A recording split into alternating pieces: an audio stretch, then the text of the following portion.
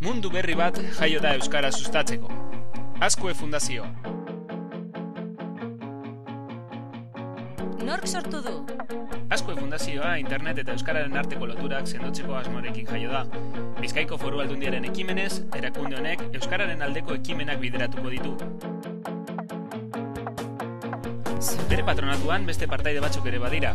Euskal Herriko eta Deustuko Unibertsitatea, Euskaltzaindia eta Bilboko Udala. Eta nor zen, Azkue jauna? Resurrección Maria de Azkue musikari, ikerlari eta idazle bizkaitarra zen. Euskara berpizteko ezinbesteko pertsonaia. Euskarari buruz ekien argitaratu, zabaldu eta partekatu zuen, eta xede berberarekin jaio da bere izena daraman fundazioa.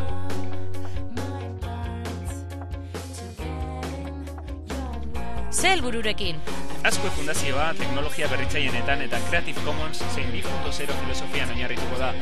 Ezaguera partekatzeko proiektuak abian jarriz.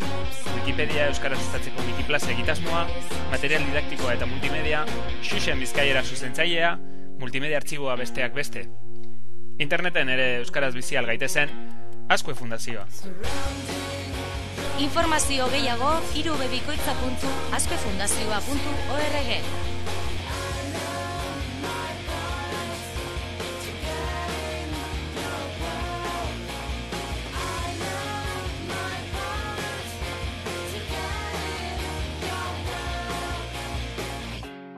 Azkue Fundazioa euskara sarean josten.